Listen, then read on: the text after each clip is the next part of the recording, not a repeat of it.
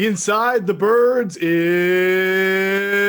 back. What's going on, everybody? Geoff, Mosher, Adam Caplan. And Adam, today is the day, or tonight is the night, or this morning is the morning, whatever you're listening to, that you and I are going to wrap up the positional primer that we've been doing for the last 2 weeks. We're going to go over the entire secondary, the defensive backs, both corners, safeties, and that's a really big area of development or lack thereof that we're going to talk about over the past few years. And it's a big part of this team, knowing that the new defensive coordinator was a defensive backs coach, right? So the same things we've talked about with the new coaches on the offensive side and wide receiver, I think apply a little bit here to defensive backs with your defensive coordinator. Yeah. Fair? Yeah. So I had to reach down for my heater. Yes. I definitely John Gannon. You know, this is his position, defensive backs. Right. He's bringing in his version of Mike Zimmer's scheme for the most part. And you would think it would be dominated by the secondary. And we had said about a month ago when we had heard from our sources that there's going to be a lot more pre-snap disguise compared to Schwartz's scheme where, my God, for 2 years, it was rare that we didn't talk about the lack of disguise. That was the one issue that other teams had when they'd watch Eagles tape. So that'll change. And then we'll see. But like, as you said, and you're absolutely right, when you look at both positions, just the lack of player development, this has been a real problem particularly with the previous staff, is just the lack of player development. We could blame the front office for some stuff that maybe they reached for players, or these players were not as good as they thought they were. You could say that about any team, but the coaches are responsible for developing these players. A lot of these guys just did not develop as well as they should have. No, and you hope that there's a better tomorrow for that, just like wide receiver. I will say defensive back was a big topic of conversation Tuesday night when we did our first ever Ask ITB live stream. I hope everybody caught it. If not, it's on our YouTube channel. You can check it out now.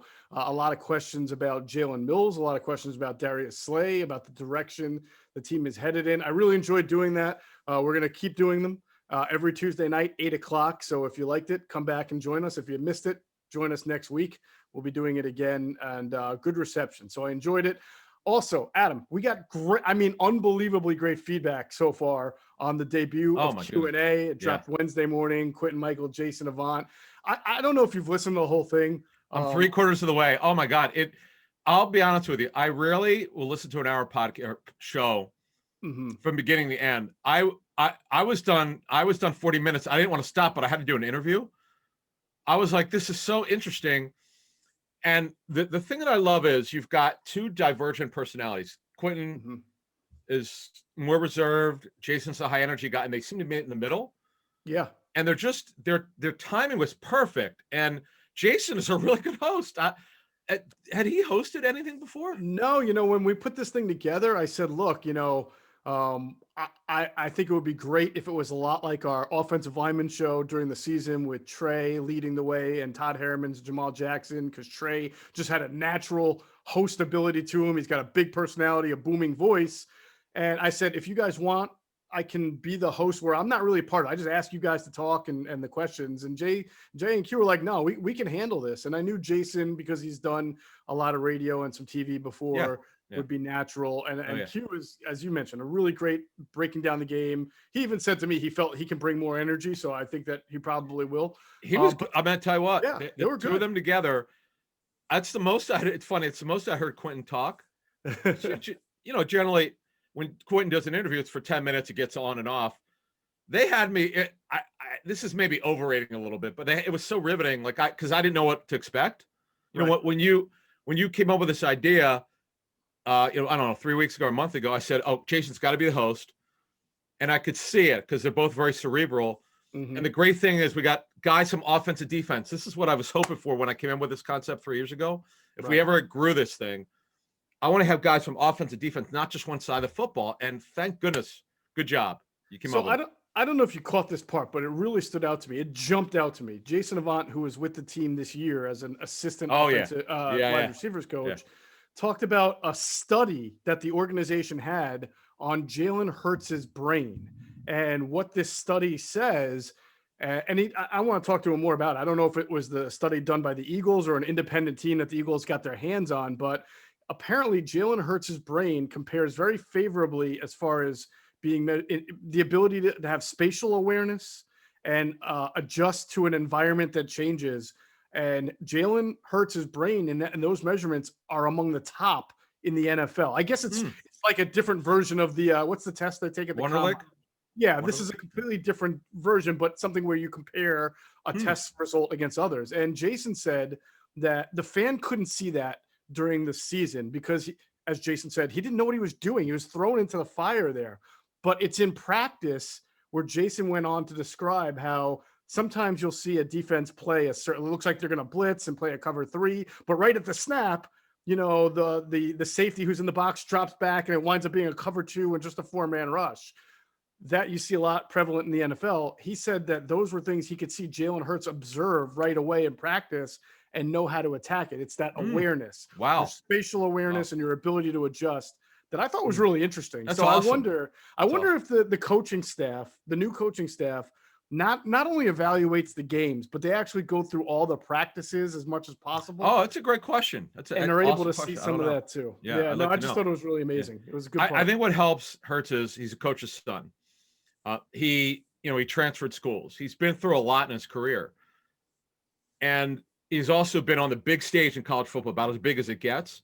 Oh, yeah. He's been coached by Nick Saban, Lincoln Riley. I mean, does it get any better than that? So, he should be able to handle a lot of stuff. No, I get it. That's college football. That's AAA. This is major leagues here. Right. And you said get thrown in the fire. I thought his response in the Cardinal game when they started off the first series when they had a safety, because I remember watching that game and we were texting each other. We're like, oh, boy, here we go. Rookie quarterback gets a safety. This is not good. We'll see how he reacts. And boy, did he react well. In fact, they were down almost 3 touchdowns, and he brought them back. They almost stole that game. So it's pretty impressive.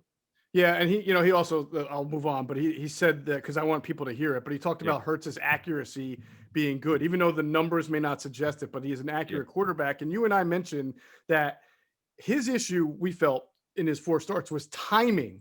How many times did he just miss Rager on a post? At least once a game. And there were just a few passes where the one to Fulgham where it was on the sideline, I think it was against Arizona, where it was just a little high, right?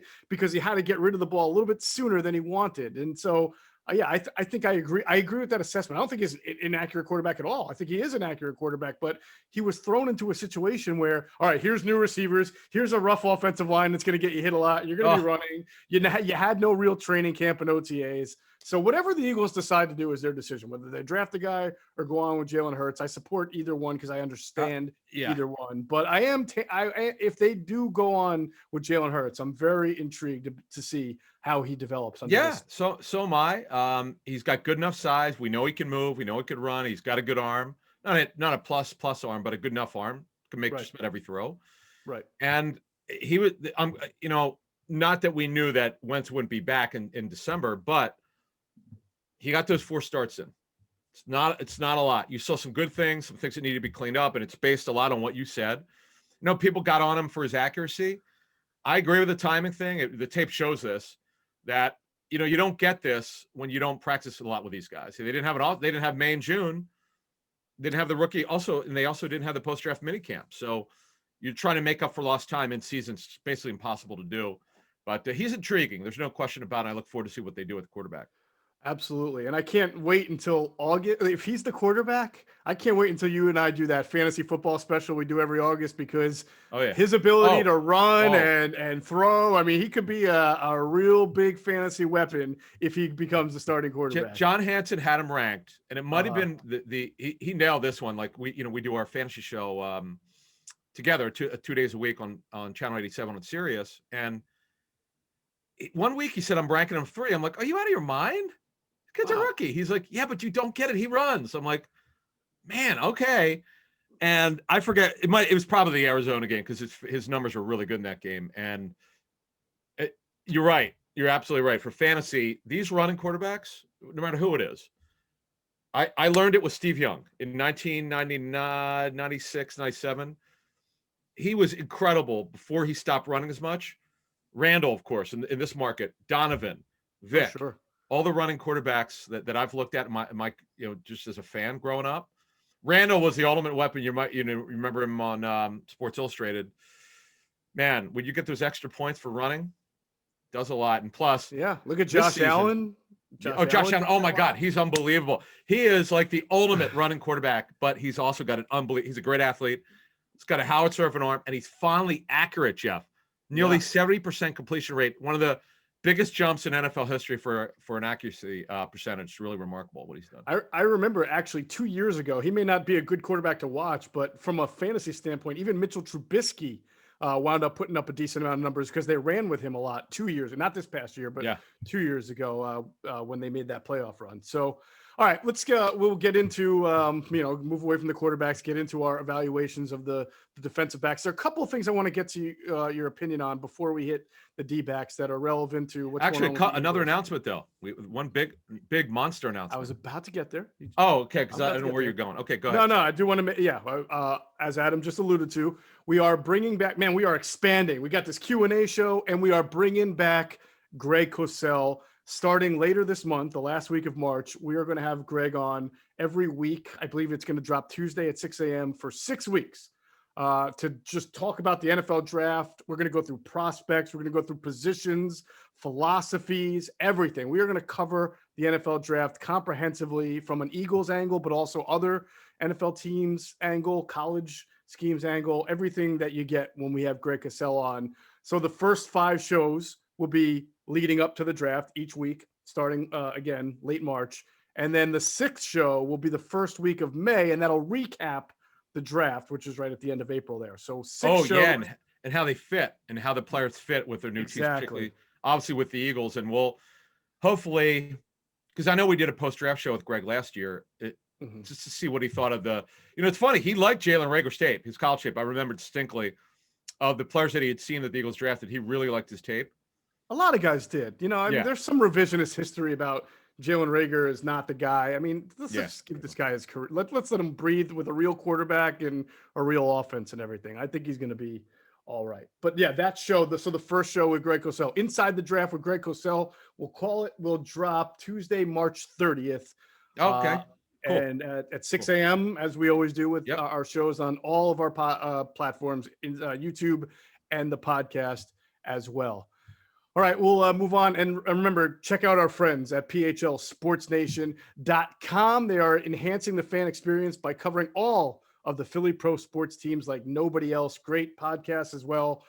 Great content on their website. Go check them out on Twitter at phlsportsnation. And of course, go to their website, phlsportsnation.com. We'll pause real quick for another word from our great sponsors, including our friends at Sky Motor Cars.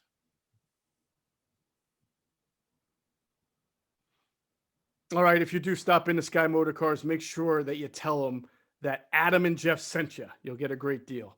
All right, Adam, before we get into the defensive backs, I saw a reporter whose name escapes me now. I think it was Diana Rossini, maybe from ESPN. But the tweet was this, that as we're getting closer to the start of the new league year, next week's going to be a big week for a lot of teams, including the Eagles, who have to cut down money, as we've talked about with the Eagles. Yeah. I think one source described it to this reporter as it's going to be a massacre next week. Now, I don't know if that's hyperbole or not, but you do think the teams are going to, if Zach Ertz is the kind of guy that the Eagles. Actually, I wouldn't agree with that, to be honest with you. I would not agree with that. In fact, you don't think there'll be a lot of cutting from some of these teams? There will be, but there's been already. There's been a bunch of, I tweeted something on, what is today? On Tuesday, late Tuesday afternoon about, here are the guys who have been told they're going to be cut or have been cut already. Right. It's the one that shocked me is Kyle Van Noy, man. They paid him $15 million in the first year, then they cut him the second year. They haven't done it yet. They told him he's going to be cut. He actually put a statement out. So that was a surprise. No, but here's the thing. If we get the TV deal done by March 17th, the major TV deal, we're talking not just ESPN. Obviously, ESPN is their TV deal is going to be really massive. It's going to be even better than it was before. But whatever it's going to entail, the billions of dollars, the cap's going to be bigger than we thought. Now, we'll take the Eagles because this is an Eagles show. I'll give you an example. The bloodletting is not going to be nearly as bad as I thought. I got to give Joe Banner credit. Joe was on top of this. The former Eagles president, he'd said weeks ago that it's not going to be nearly as bad as people around the league think, particularly the media. And so far, I think he's right.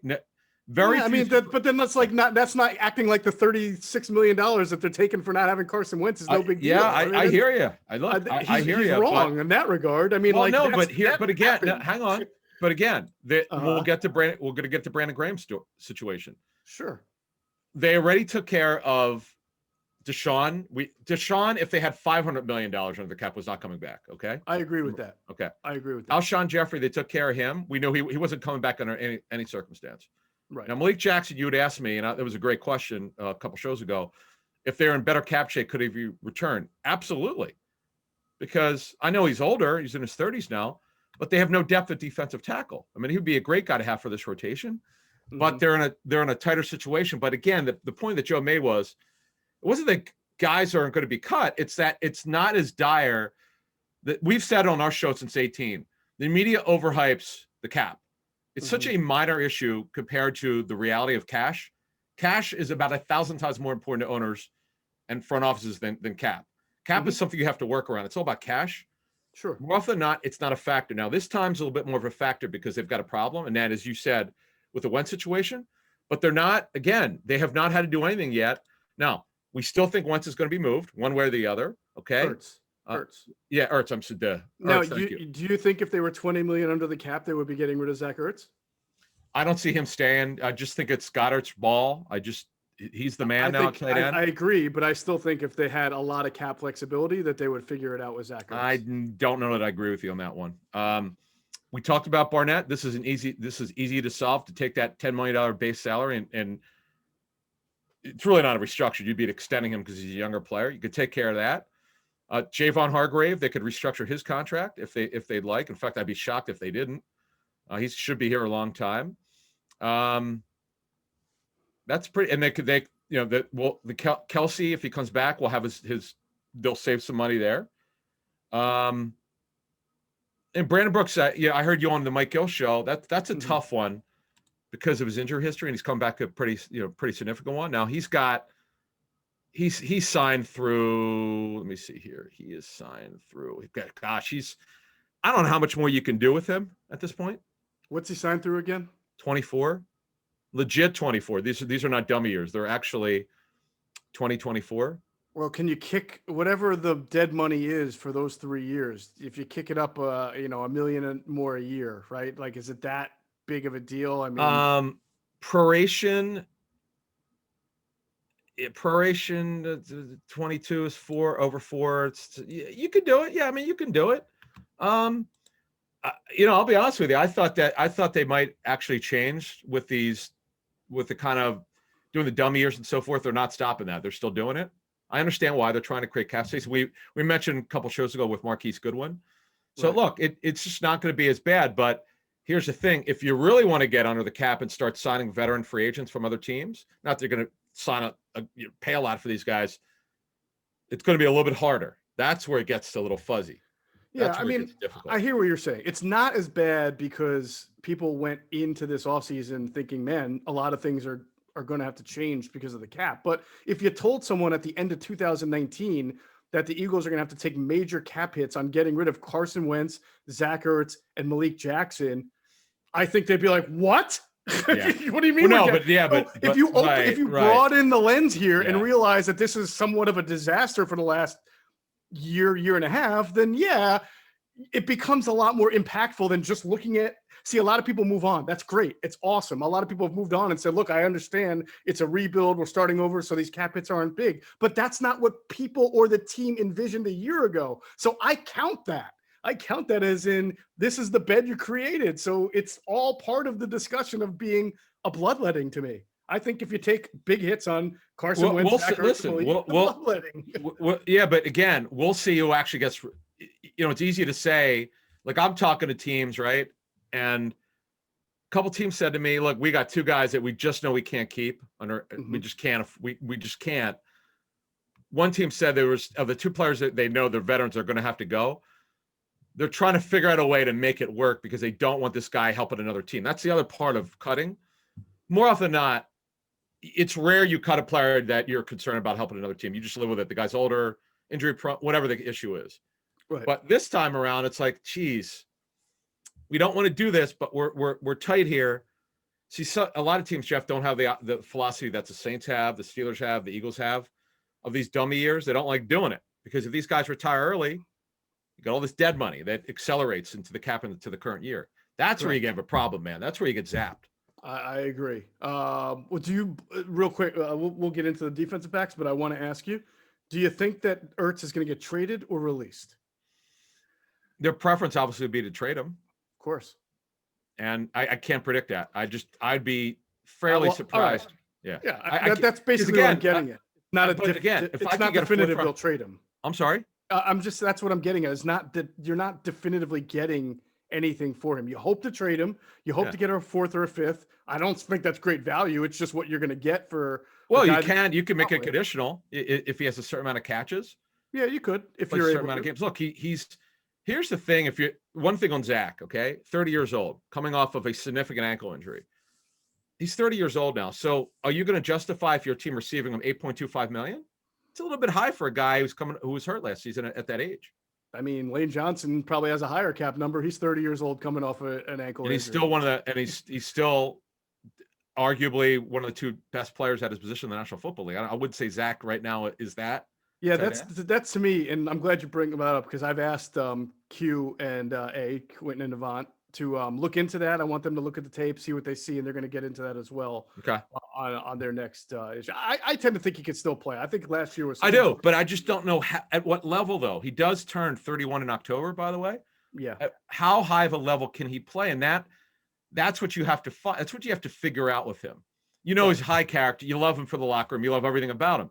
But from a football performance money standpoint, because you got to match the money with the performance. Mm-hmm. Is he worth, because that base salary is going to the next team, $8.25 million? That's what another team's got to, really look at. And as you're saying on the tape, who is he as a football player at this point? When you're trading for an older player, you're going to figure out what he can do. No doubt about it. So it'll be a really interesting week next week. I would think next week is going to be a big week. Yeah. Yes. In fact, talking of easily 2,000 agents this week, mm-hmm. They're not only they're not getting offers. Now you wouldn't get any now anyway, because it's different with no combine. Teams they're not talking money. They're just checking in, say, hey, when we want to talk to you. And then that might not be till the Monday, the open negotiating period, which is 2 days before free agency on the 15th. Yeah, there'll be some sort of bloodletting, but I'm not expecting to be Armageddon. I mean, you know how some people interpret things differently. I mean, there might be 4 or 5 name value guys, and someone might think that. But again, it is rare. Mm-hmm. It is rare to see guys who are still at the prime of their career cut. Kyle Rudolph was cut. Okay, Kyle Rudolph is strictly a one situational guy. All he does is block. Now, although Kirk Cousins called him a sofa in the end zone or red zone because he's so big, but he's just a blocking tight end. I agree. That's all you can't justify paying him $7 million no matter what the year is. What's that? Right. He's not Zach Ertz. And Zach is a completely different player. Right. So we'll see. All right, Adam, UFC 259 is this weekend, and it's sure to be action-packed with 3 title fights taking place in one night. DraftKings Sportsbook, the official sports betting partner of UFC, is putting you in the center of this weekend's title fight with 100-1 odds on either fighter to land a punch during the title fight. Pick either main event fighter to land a singular punch during this weekend's UFC 259 bout, and DraftKings Sportsbook will give you a 100-1 odds. Just bet $1 on either fighter to land a punch. And if that happens, you will cash $100. There's no better way to put your MMA knowledge to the test than to put your money where your mouth is with DraftKings Sportsbook. Don't worry if MMA isn't for you, because DraftKings Sportsbook offers great odds and promotions on basketball, hockey, and so much more. DraftKings is a safe, secure, and reliable app so you can deposit and withdraw your funds at your convenience. So download the top-rated DraftKings Sportsbook app now. Use that promo code ITB when you sign up to turn $1 into $100 if either main event fighter lands a punch on Saturday. Place your bet. Watch the fists fly this weekend. That's code ITB to turn $1 into $100 if either fighter lands a punch for a limited time only at DraftKings Sportsbook. You must be 21 or older. Pennsylvania only, new customers only. Restrictions apply in partnership with Meadows Racetrack and Casino. See DraftKings.com/sportsbook for details. Gambling problem, please call 1-800-GAMBLER. All right, let's get into these defensive backs. So now this is a new coaching staff, Adam, right? I mean, we don't really, I mean, we know Denard Wilson is the defensive backs coach, and they just hired the DK McDonald as their assistant D-backs coach. I think it's kind of interesting that it's a coach and like it's not a cornerbacks coach and a safeties coach. Although he's McDonald. Yeah, McDonald's coach safeties. In fact, he goes way back with Sirianni. Like they've known each other for a couple decades. Right. So he's here because he knows him. Look, the guy's a long time, pretty successful college coach. I checked into his background in terms of a positional coach. We'll see. This is the big leagues here. We'll see how he does at this level. But yeah, there is no safeties coach per se. So the two of them will be responsible, particularly Wilson for the DBs. And I'll tell you what, man, we'll get started corner. This is a pretty barren group, man. They just don't have a lot of talent at this position. It's amazing how top heavy they are. I mean, I know Darius Slay had a rough time against DK Metcalf and Devontae Adams, but he also had some good games against McLaurin, against Slayton, who gave the Eagles fits last year. So it's not like he was awful, like people want to say. But after Slay, man, what do you got? Right? I mean, you got, if we're assuming that Avonte Maddox is your slot corner going into 2000, and are we wrongfully assuming that? Do they maybe give him a shot on the outside? I hope not. I mean, he is, as one source told me, a dynamic slot corner because he's strong for his, for being 5'9". He runs better than you think. He timed well, but the tape shows he can really run.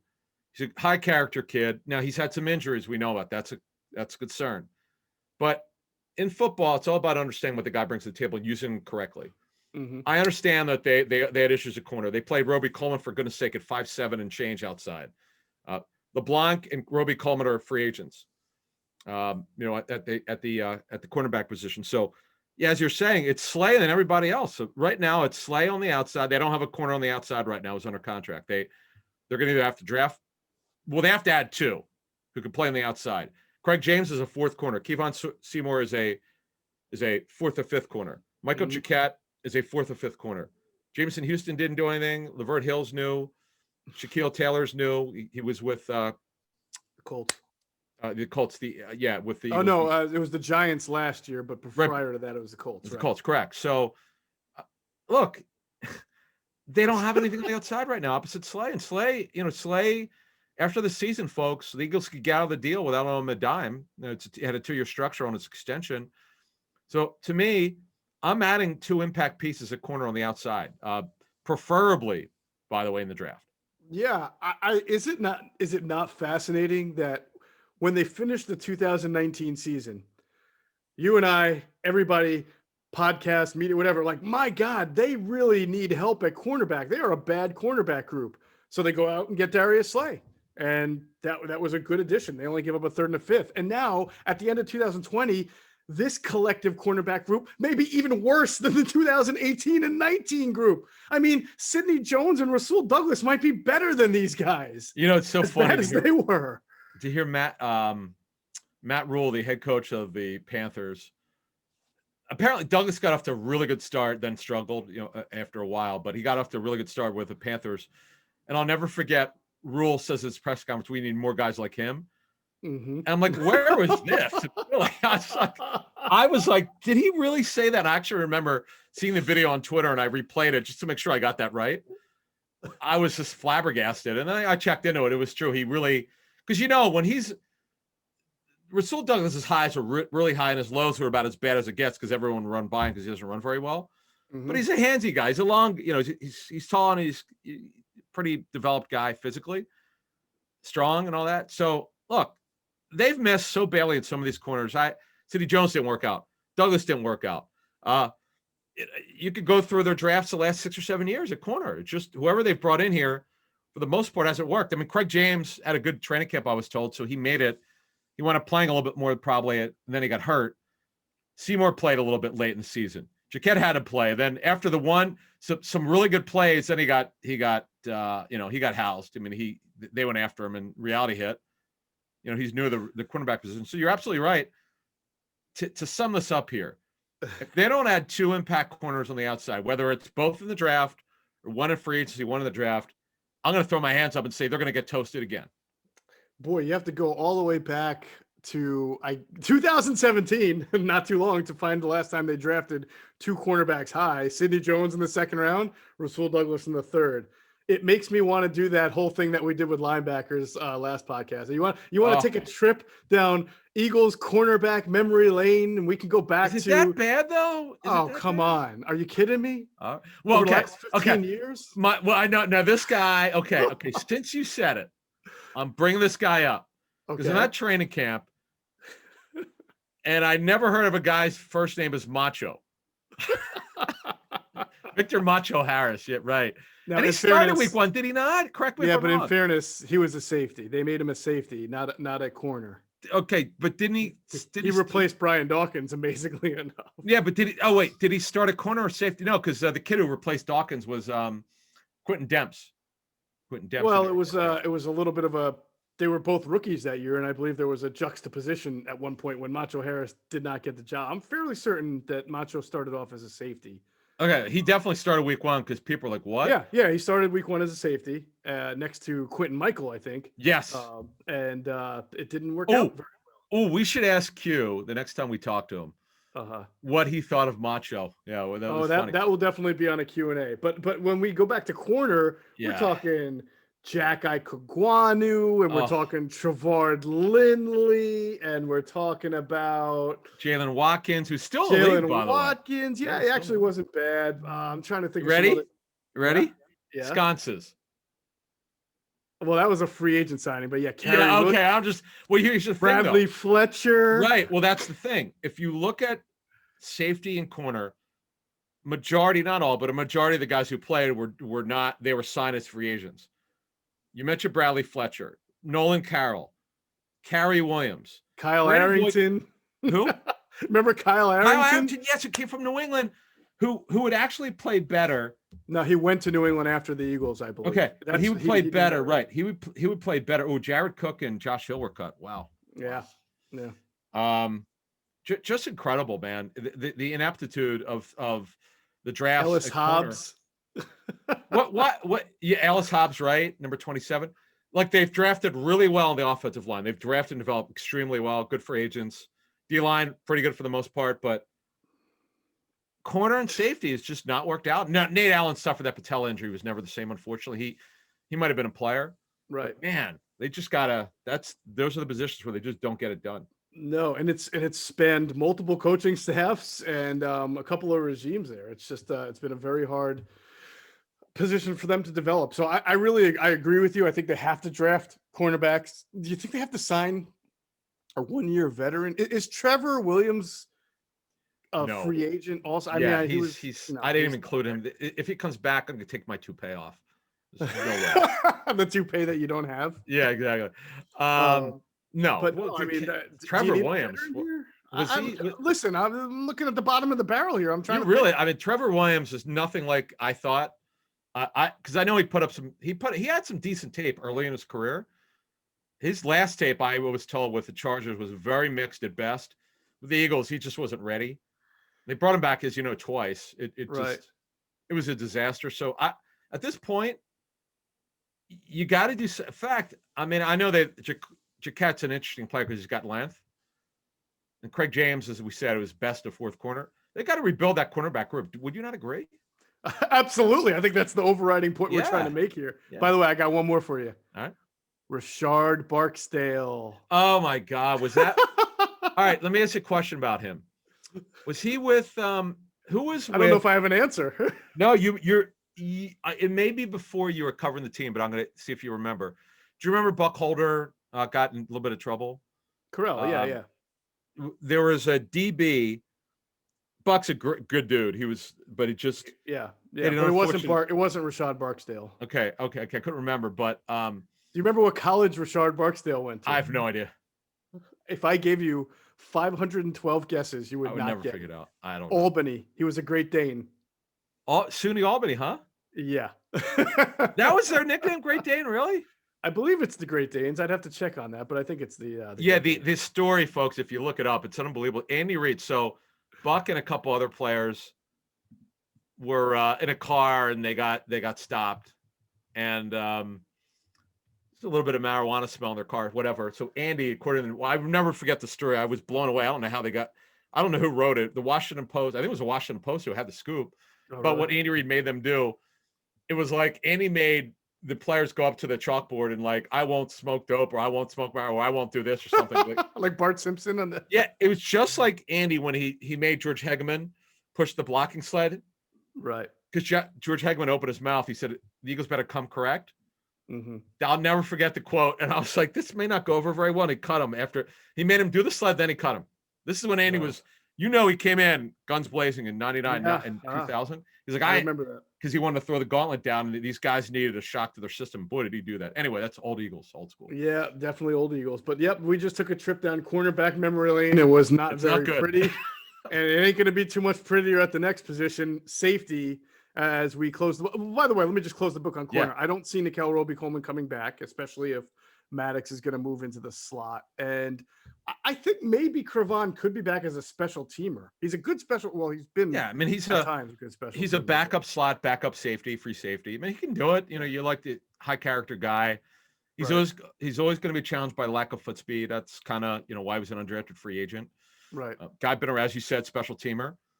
But the cornerback's got to be rebuilt. Man, Denard Wilson, DK McDonald, they got a job on their hands here. Oh, yeah, they do. I think the best case scenario is that you hope that one of these guys, whether it's Craig James, Kevon Seymour, Michael Jacquet, or Jamison Houston, kind of becomes their Travis Fulgham of 2021. Just kind of comes out of nowhere. Yeah. No, you can't depend on it at all. So the best case scenario is that could happen and really bail them out. All right, let's go on to safeties. Their only unrestricted free agent, of course, is Jalen Mills. He was the subject of some questions in our live stream the other day. I probably misspoke when I said I think it's better than average chance that he comes back. But I meant to say I think you can build an argument for why you would want him to come back.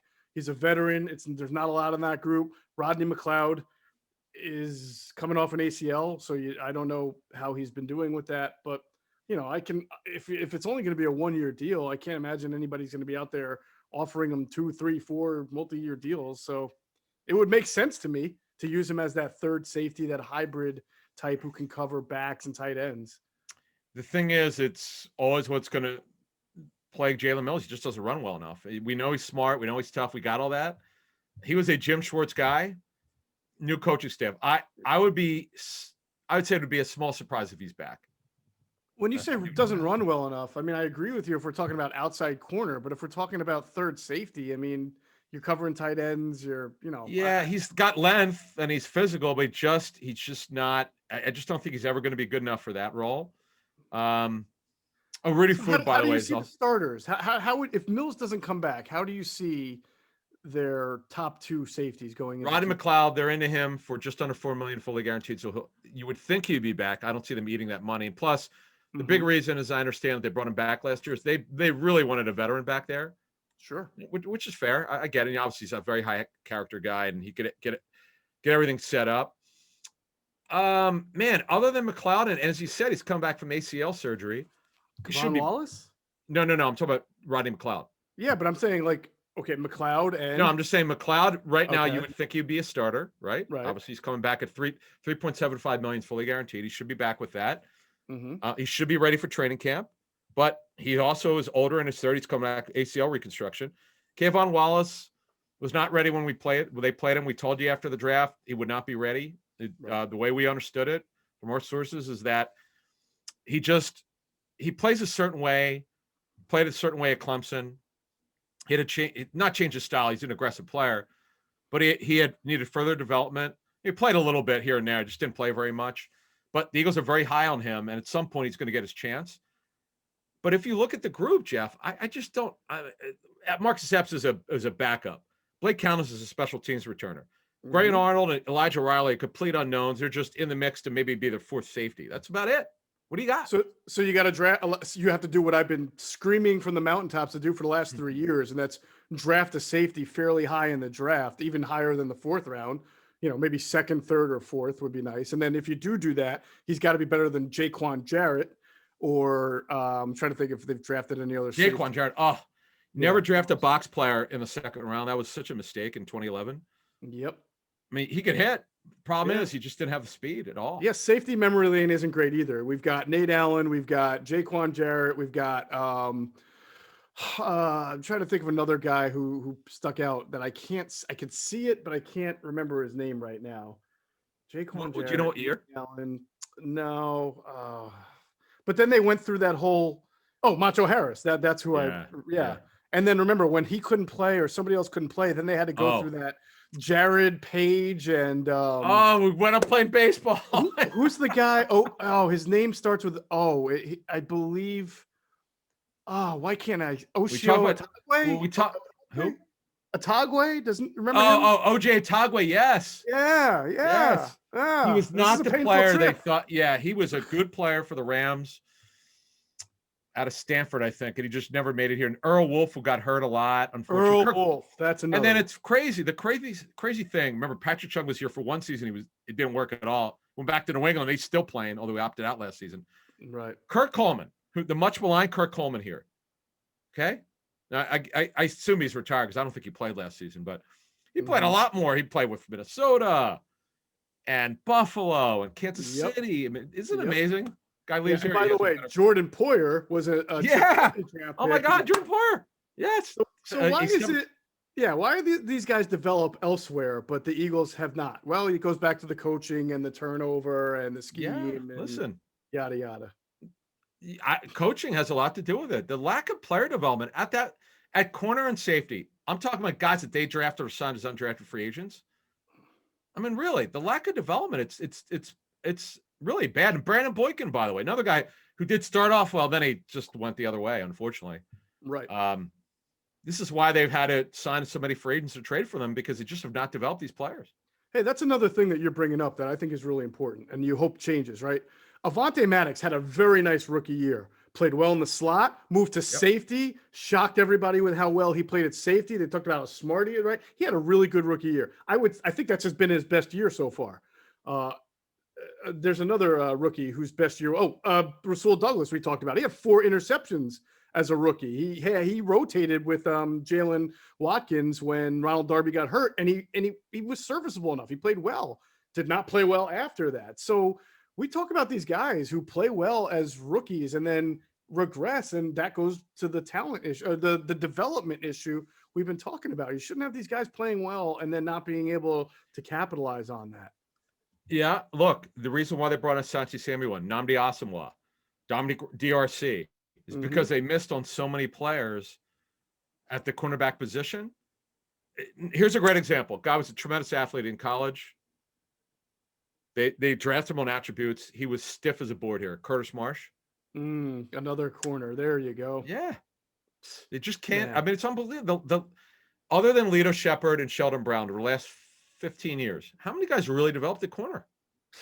That's it. I mean, that's really it. Brandon Boykin, throw him in that group as a guy who was really good as a rookie. Right? And then regressed right after his first year. So it's a big issue.